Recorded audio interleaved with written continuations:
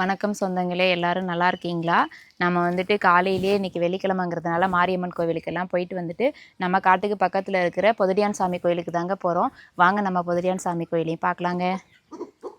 குடும்பச்சு வா. நம்ம காட்டிலேருந்து கொஞ்சம் தூரம் தள்ளி தாங்க பொதிடியான் சாமி கோவில் இருக்குது. வாரானா வெள்ளிக்கிழமையானா நம்மளும் கோயிலுக்கு போவோம்.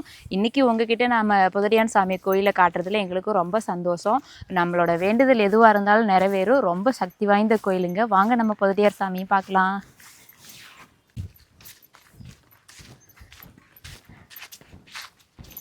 பாருங்கள், நம்ம வீடு அங்கே இருக்குது. அதிலேருந்து நம்ம இவ்வளோ தூரம் அப்படியே நடந்து வந்தாச்சு.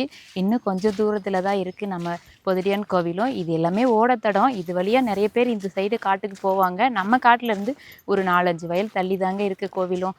கொஞ்சம் பார்க்குறதுக்கு பக்கமாக தெரிகிற மாதிரி இருக்கும். ஆனால் நம்மளும் சுற்றி இப்போ நடந்து வந்தாச்சு. பக்கமாக கோவில்கிட்ட வந்துட்டோம். வாங்க நம்மளும் போய் சாமி கும்பிட்டுட்டு வரலாம்.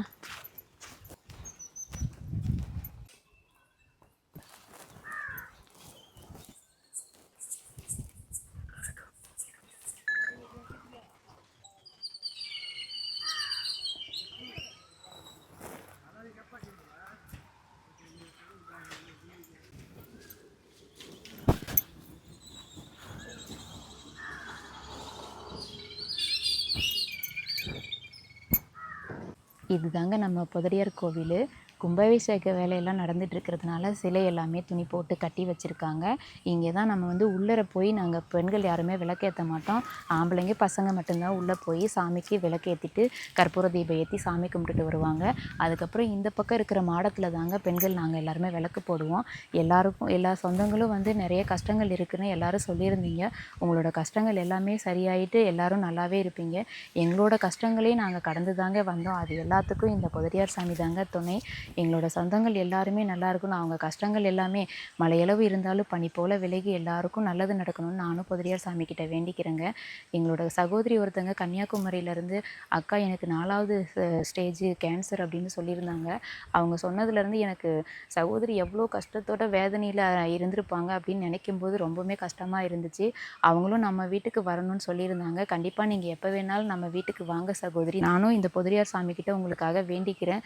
உங்களுக்கும் சீக்கிரமாக இந்த உடம்பு நல்லாகி நீங்களும் நீடோடி நல்லபடியாக வாழணும். நாங்களும் இந்த கருப்பசாமிக்கிட்ட எல்லாருக்காகவும் வேண்டிக்கிறோம். சொந்தங்கள் எல்லாரும் நல்லா இருக்கணும் அப்படின்னு. நீங்களும் உங்கள் மனசில் எந்த கவலைகள் இருந்தாலும் நானும் உங்களுக்காக கருப்பசாமிக்கிட்ட வேண்டிக்கிட்டதுனால உங்கள் எல்லா கஷ்டங்களும் தீர்ந்துருங்க. எல்லாரும் ரொம்ப சந்தோஷமாக இருங்க. நாமளும் அப்படியே கும்பிட்டாச்சு. வாங்க அப்படியே வீட்டுக்கு கிளம்பலாங்க.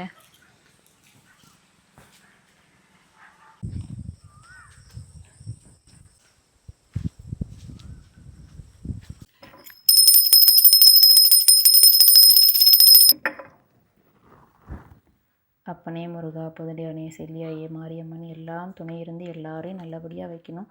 நோய் நொடியின்றி தீர்க்க ஆயுசோட தீர்க்க சுமங்கலியா எல்லாரையும் நல்லபடியாக வையப்பா தெய்வமே.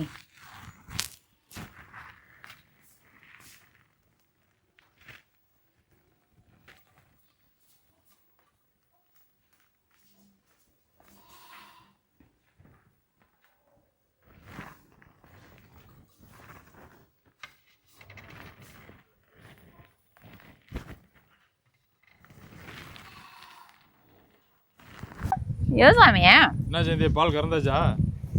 பால் கறக்கலான்னு தான் கிளம்புனா அதுக்குள்ளே எங்கள் குட்டி அம்மாவை பார்த்த உடனே கொஞ்சிக்கிட்டு இருக்கேன். எங்கள் அம்மா ஒரு நாளாவது அப்படியே கொஞ்ச நேரம் கொஞ்சிலடா தூக்கம் வராது அவளுக்கும். அப்படியா?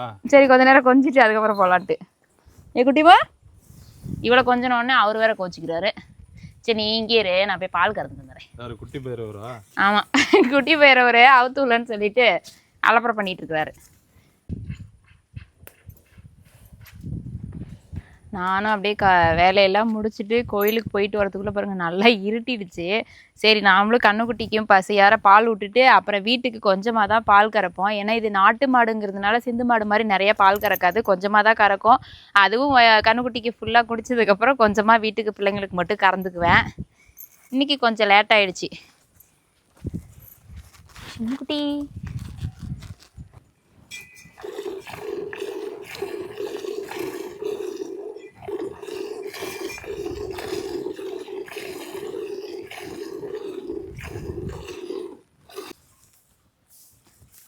இந்தாங்கத்த சாமி நீர், பொதிடியார் நீர் எடுத்து வச்சுக்கோங்க.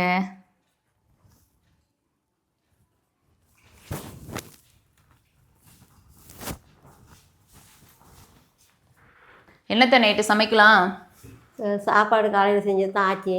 ஆமாம், இன்னும் கொஞ்சம் சாதம் இருக்குது, சாப்பாடு, அப்புறம் என்னது முள்ளங்கி சாம்பார் இருக்குது, ரசமும் இருக்குது. ஆளுக்கு ஒரு இது சொல்லிட்டாங்க. பாப்பாவுக்கு தோசை வேணுமா, அவனுக்கு பூரி வேணும்னு இருக்கான். நீங்கள் என்ன சொல்கிறீங்க? பூரிலாம் நேரத்துக்கு இதுக்கு மேலே செஞ்சு நேரத்துக்கு அவன் தூங்கிடுவாங்க பிள்ளைங்க. ஆமாம், கேவு தோசையே செய்யுமா? கேவுரு தோசையை செஞ்சிடலாமா? கேவு தோசையே கொஞ்சம் வெல்லம் போட்டு செய்.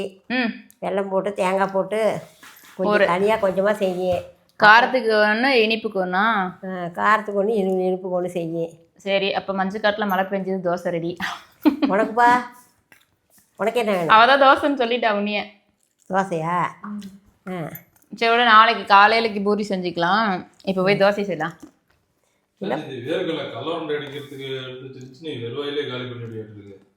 சாப்பிட்ற பண்ட வீட்டில் இருந்தால் ஒன்று ரெண்டு எடுத்து சாப்பிட தான் செய்வோம். இது வந்து உருண்டைக்காக மட்டும் இல்லை, இதில் வந்து கடலை உருண்டை, அதுக்கப்புறம் சட்னி செய்யலாம், அப்புறம் பர்பி செய்யலாம். எல்லாத்துக்கும் சேர்த்து தான் எடுத்து வச்சுருக்கோம். தட்டு வடைக்கு போட்டால் நல்லது.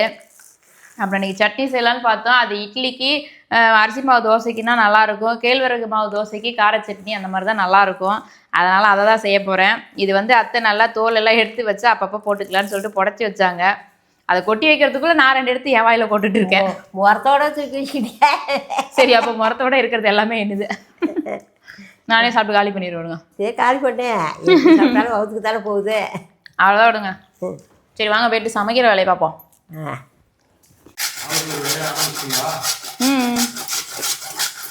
அப்புறம் டக்குன்னு சமைச்சாதான் பிள்ளைங்களும் டக்குன்னு சாப்பிட்டுட்டு தூங்குவாங்க நேரத்தில். அப்புறம் காலையில் எழுந்து எழுதுறதுக்கு சரியாக இருக்கும், படிக்கிறதுக்கு வேலை சரியாக இருக்கும். அதனால் ஆளுக்கு ஒரு வேலையை ஆரம்பிச்சாச்சு.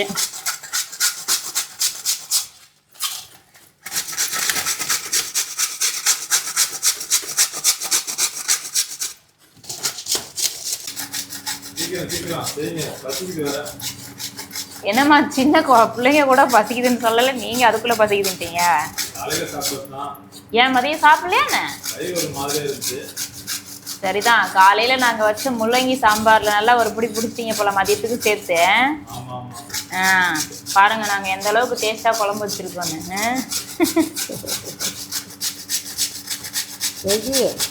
பொழுதுதான் என்ன ஃபோன் பேசிக்கிட்டு யாருன்னு பேசியிருந்தா? அம்மா பேசுனாங்க, எப்படி இருக்கீங்க, என்ன பிள்ளைங்கெல்லாம் நல்லா இருக்காங்களான்னு அம்மாவும் அம்மாச்சியும் பேசினாங்க. அப்புறம் அவங்கக்கிட்ட பேசிட்டு அக்கா ஃபோன் போட்டாங்க. அவங்க ஓப்படியாவுக்கு நாளைக்கு வந்து தேவசம்னு சொல்லிட்டு ஃபோன் பண்ணியிருந்தாங்க. சரி பிள்ளைங்களுக்கு எல்லாம் நாளைக்கு லீவு தானே, எல்லாரும் கூட்டிகிட்டு அம்மாவும் வராங்க, நீங்களும் வாங்கப்பா அப்படின்னாங்க. சரிப்பான்ட்டு அக்கா கிட்ட தான் பேசிகிட்டு இருந்தேன். எல்லாம் நல்லா இருக்கிறாங்களாம்மா? எல்லாரும் நல்லா இருக்கிறாங்களாம். சரி நம்மளும் இந்த இதுக்கு போயிட்டு எல்லாத்தையும் பார்த்த மாதிரி இருக்கும் அப்படின்ட்டு நாளைக்கு போகலான்ட்டு இருக்கோம். அப்புறம் மாமா என்ன சொல்கிறாங்க, நீங்கள் என்ன சொல்கிறீங்கன்றதை பொறுத்து தான். அப்புறம் அத்தை எதுவுமே சொல்லலைல்ல. என்னை விட்டுட்டு போயிடுங்களா? இல்லை நீங்களும் வாங்க, எல்லாருமே சேர்ந்து போயிட்டா மாடுக்கெல்லாம் யார் பார்த்துக்கிறது? அது மாமா பார்த்துக்கிட்டோம். பால் பொங்குது. பொங்கலோ பொங்கல் சொல்லுங்க. பால்னா பொங்க தான் செய்யும், பச்சை தண்ணியா பொங்கும், பால் தான் பொங்கும்.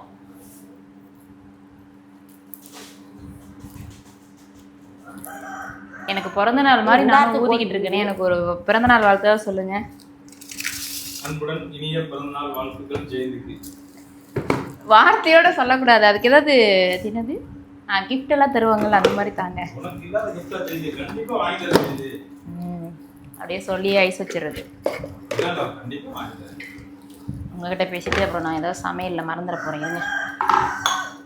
கேழ்வரகு மாவு அடுத்து என்ன எடுத்து வச்சு, அத்தை வந்து இனிப்புக்காக மாவு கரைக்க சொல்லியிருந்தாங்களா. நானும் அப்படியே தேங்காய், வெல்லம், கொஞ்சோண்டு ஏலக்காய் தூள், அப்புறம் உப்பு போட்டு நல்லா கரைக்க ஆரம்பிச்சிட்டேன். இல்லை இல்லை, அவள் கை வலிக்குதுன்னு சொல்லிட்டு படுத்தா, அப்படியே தூங்க ஆரம்பிச்சிட்டாலாட்டுக்கே. இதுக்கு தான் பூரி செஞ்சால் லேட் ஆகிடுன்னு கேழ்வரகு தோசையை டக்குன்னு செஞ்சிடலான்னு இந்த வேலைக்கு வந்து அதுக்குள்ளே பாப்பா வந்து தூங்குறா. ஏற்கனவே சகோதரி ஒருத்தங்க கேட்டிருந்தீங்க, அக்கா கேவுரு மாவு தோசை சுட்டுருந்தீங்களே, அதுக்கு என்னென்ன பொருள் சேர்த்து செஞ்சீங்க அப்படின்ட்டு. 1 கிலோ கேழ்வரகுக்கு 100 கிராம் அளவுக்கு உளுந்து போட்டு நல்லா அரைச்சிக்கங்க. அது வந்து தோசையும் நல்லா இருக்கும்.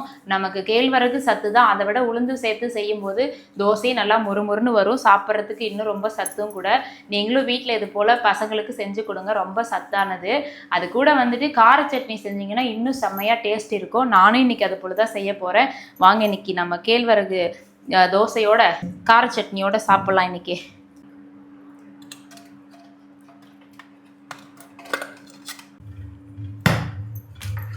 அத்தந்தாங்க வெல்லம் போதுமான்னு பாருங்க.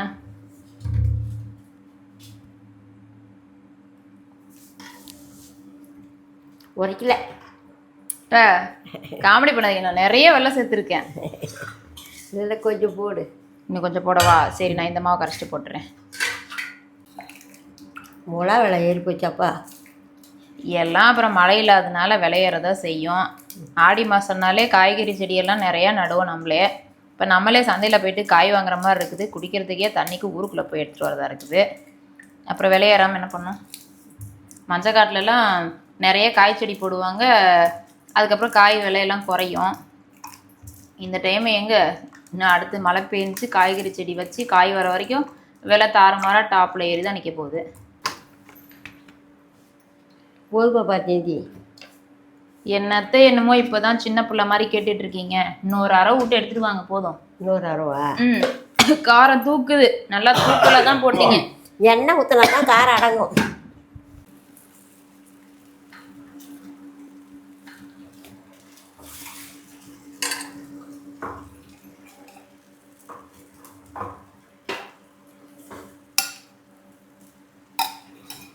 எண்ணெயெல்லாம் கம்மியாக ஊற்றிச்சேந்தி. நீங்கள் அங்கே தானே இருக்கீங்க, உங்களை எப்படி நான் தோசைக்குள்ள ஊற்றுவேன்? என்னைய சொன்னேன்? உங்களே தான்ப்பா. நீங்கள் அங்கே தான் இருக்கீங்க, உங்களை எப்படி நான் தோசைக்குள்ள ஊற்ற முடியும்? ஆயில சொன்னேன். ஓ, நல்லெண்ணெயை சொன்னீங்களா? அது சுத்தமான நல்லெண்ணெய், ஒன்றும் பிரச்சனை இல்லை. கேழ்வரகு தோசைக்கு எண்ணெய் ஊற்றுனா சூப்பராக இருக்கும், முருகலாக வரும். பாருங்க எப்படிலாம் சொல்றாங்க பாருங்க. இதெல்லாம் வந்து சும்மா. ஆனால் எங்கள் வீட்டுக்காரர் திட்ட ஆரம்பிச்சாருன்னா என் கண்ணில் தார தாரையாக தண்ணி வர அளவுக்கு திட்டுவார். ஆனால் இப்போ அமைதியாக இருக்காரு. வீடுன்னு இருந்தால் வாசல் இருக்க தானே செய்யும்னு சொல்லிட்டு நானும் ஒரு திட்டினா திட்டிட்டு போட்டுன்ட்டு அப்பைக்கு தானே கோவப்படுவோம் அப்படின்னு சொல்லிட்டு இந்த காதில் வாங்கி இந்த காதில் விட்டுருவேன் நானும். அதுக்கு அவங்க அம்மாவே சாட்சி. இதுக்கு உங்க பையன் அந்த மாதிரி திட்டு வர திட்டப்பட்டாரு, நீங்களே சொல்லுங்க. மருமக பக்கம் சப்போட்டா, மாமன் பக்கம் சப்போட்டா? 2 பக்கமும் சப்போர்ட் தாப்பா. பாருங்க.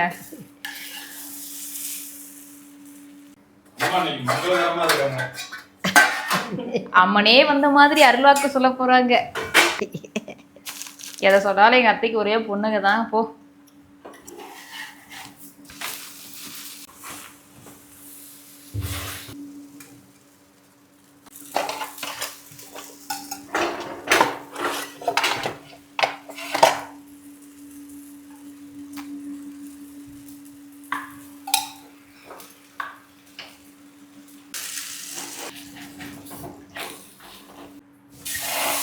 கொடுங்கப்பா, நான் ஒரு தோசை ஊற்றி பார்க்குறேன்.